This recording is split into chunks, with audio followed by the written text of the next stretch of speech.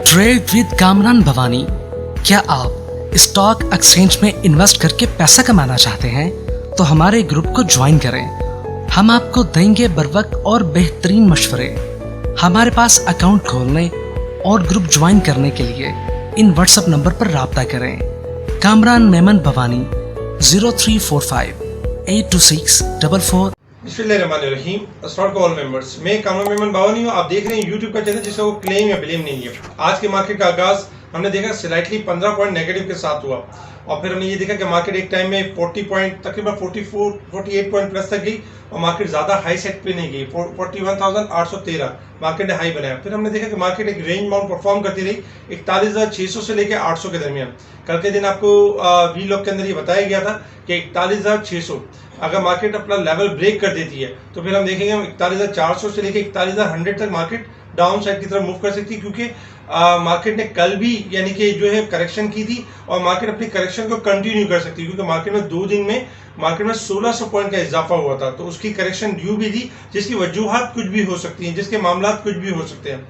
हमने ये देखा कि सुबह स्टार्टिंग में 1 और 2 आवर्स तक मार्केट एक रेंज बाउंड परफॉर्म करती रही 41,600 से 18 तक। जैसे ही मार्केट ने 41,600 का लेवल ब्रेक किया, हमने स्पेशल ग्रुप में ऑडियो कॉल के थ्रू बताना शुरू किया कि अब मार्केट 41,400 तक और 41,100 तक यानी कि मार्केट मूव कर सकती है। अगर 41,400 पे सस्टेन नहीं करती है तो 41,100 तक मार्केट मूव कर सकती है। मार्केट ने लो बनाया 41,119 का और तकरीबन अगर देखा जाए तो 646 पॉइंट तक मार्केट नेगेटिव गई।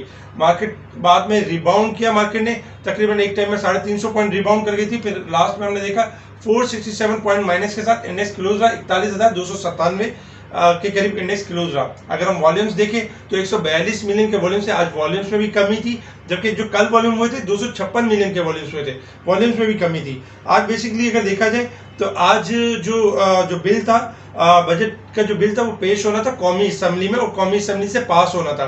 सारा दिन इसी मामला चलते रहे और फिर मार्केट क्लोज होने के बाद हमने देखा कि कौमी असेंबली से बिल पास हो गया। तो ये एक पॉजिटिव न्यूज़ भी थी जो कि मार्केट के बाद आई। इसके बाद अगर देखा जाए तो बाकी भी जैसे यानी कि ये जो बिल है सदर वगैरह के साइन हो जाते हैं और मामला हो जाते हैं, तो ये हम IMF के प्रोग्राम के बहुत करीब आ जाएंगे। लेकिन इस बिल के साथ अगर देखा जाए तो IMF की कुछ मजीद कंडीशन भी थी, जिसमें जो कंडीशन में अगर देखा जाए तो काफ़ी सारी कंडीशन थी, जिसमें यानी कि एंटी करप्शन के हवाले से भी बात थी कि रूल्स को जो है वो फॉलो किया जाए। इसके साथ ही यानी कि लेवी टैक्स को जो है वो आयद किया जाए। इसके साथ अगर हम देखें तो यानी कि काफ़ी सारी जो शराइत थी जिसके ऊपर जो है इम्प्लीमेंट किया जाए। उसके बाद IMF के मामला होंगे। अच्छा, एक चैनल्स के ऊपर आपको एक स्क्रीनशॉट नज़र आ रहा होगा कि एक चैनल्स के ऊपर मुख्तलिफ न्यूज़ चलती रही कि शराइत यानी कि अगर पूरी करेंगे तो फिर हम यानी कि IMF की लोन मिलेगी, IMF मजीद रिव्यू करेगा 4 वीक तक, और इस तरह की यानी कि ट्रिक यानी कि देखा जाए तो न्यूज़ आती रही एक चैनल्स के ऊपर। लेकिन अगर हम इस चीज़ को अगर दूसरे चैनल्स के ऊपर देखें तो किसी चैनल्स के ऊपर ये चीज़ें नहीं थी। अच्छा, इसको अगर हम किसी ट्विटर अकाउंट्स के ऊपर चेक करें तो इस तरह की चीज़ें दूसरी जगहों पे नहीं थी। तो इस तरह की चीज़ें भी चल रही हैं मीडिया के ऊपर, और कुछ चीज़ें सही भी थी और कुछ चीज़ें ना समझ में आने वाली भी थी। इसके अलावा अगर देखा जाए तो IMF की कंडीशंस कुछ बेहतर है, पाकिस्तान के हक में भी बेहतर है, और कुछ कंडीशन थोड़ी सी सख्त भी थी, जिसमें बैंकिंग के हवाले से अगर देखा जाए तो डिविडेंड के ऊपर थोड़ी सी हार्ड शराइत थी, जिसकी वजह से हमने देखा कि आज बैंकिंग सेक्टर्स जो नेगेटिव हो गया और सबसे ज़्यादा पॉइंट्स जो थे वो बैंकिंग सेक्टर्स के ही थे। इसके साथ ही अगर हम देखें तो यानी कि सेक्टर वाइज अगर हम देखें तो सेक्टर में आज जो यानी कि टॉप पर है oil and gas 9 point plus के साथ, टोबैको, रियल एस्टेट इनके स्लाइटली पॉइंट्स यानी कि पॉजिटिव रहे।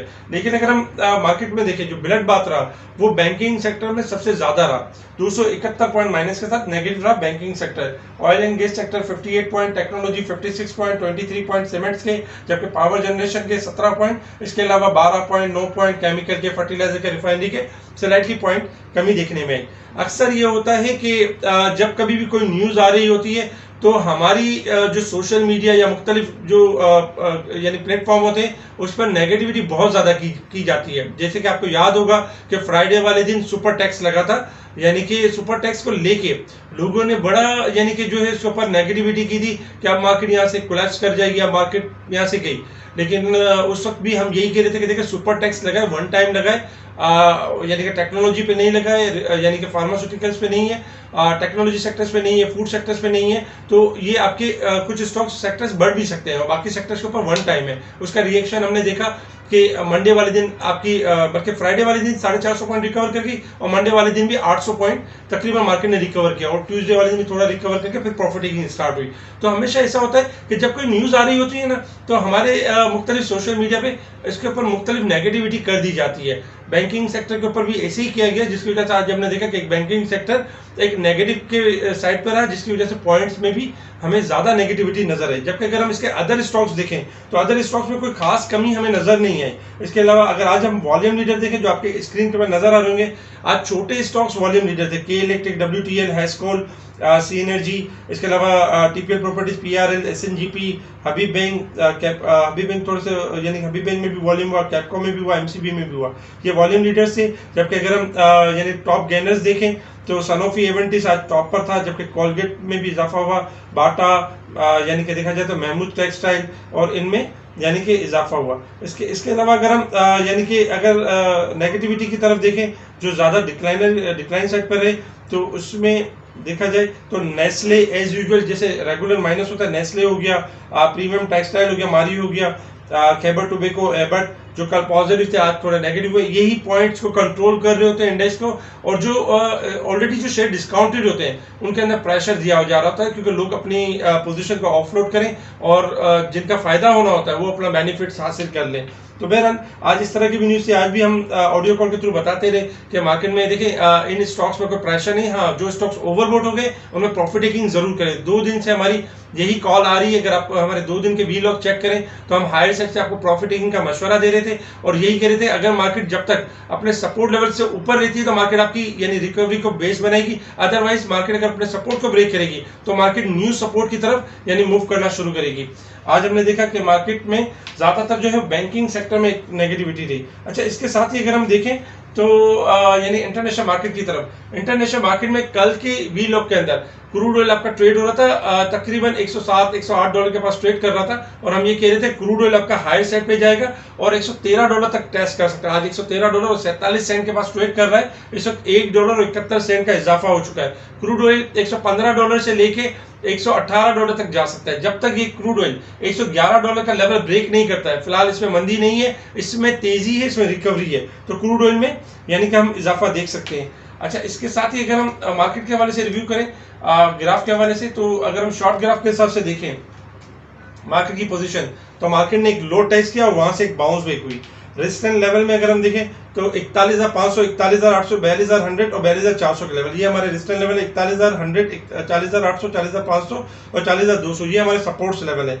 मार्केट ने 1594 पॉइंट यानी कि मार्केट ने 1600 पॉइंट रिकवर किया था। अब तक मार्केट 1030 पॉइंट डिक्लाइन कर चुकी है।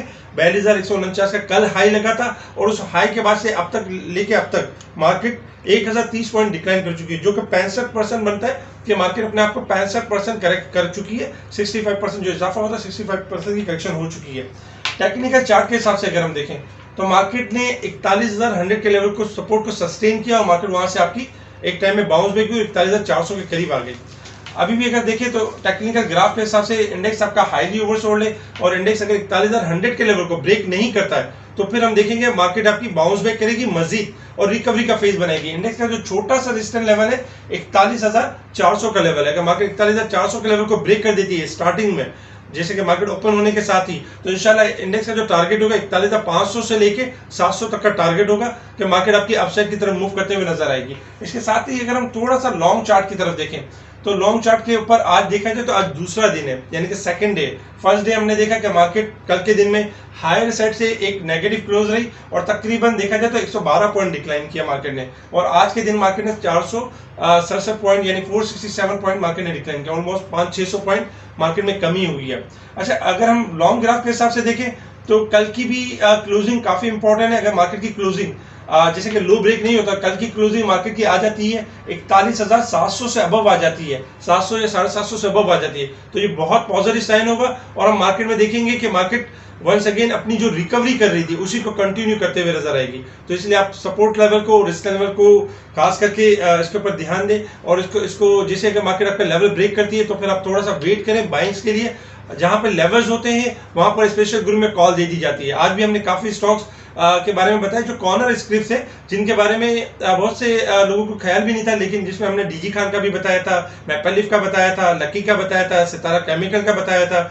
जो स्टॉक्स चलने वाले थे उनकी कॉल हमने बताई कि ये स्टॉक्स चल सकते हैं। बाकी स्टॉक्स में हम ये कह रहे थे कि देखिए जो ओवरबोट है वो प्रॉफिट टेकिंग की तरफ आ सकते हैं। अच्छा, एक गुड न्यूज़ ये भी है कि जो कौमी असेंबली में जो बिल पास हो गया है, इसके बाद इंशाल्लाह एक्सपेक्टेशन यही कि हम IMF के मजीद करीब तर हो गए। जैसे ही मामला यानी कि मजीद पेशरफ्त भी हो सकती है, जैसे कि स्टाफ लेवल एग्रीमेंट है IMF के साथ, ये हो सकता है। क्योंकि अब देखिए दूसरी तरफ से हमें यानी पेमेंट्स आना शुरू हो गए। जैसे चाइना ने $2.3 अरब दिए, फिर जापान ने भी कुछ पेमेंट्स यानी कि हमें लोन की सूरत में दे रहे हैं। फिर इसके अलावा अगर देखा जाए तो G20 की तरफ से $4.25 अरब का कर्जा 6 साल के लिए मौखर हुआ। इसके साथ ही अगर हम देखें तो फ्रांस की तरफ से भी कुछ कर्जा मौखर हुआ है। इसके अलावा अगर हम देखें, हम अपने इंडिया को अगर हम इंडिया के देखें तो इंडिया में इस वक्त इंडिया जो है 17 करोड़ 26 लाख UN में जो है पेमेंट करेगा, यानी कि रूस को, यानी कि इंडिया ऑयल परचेज कर रहा है रूस से।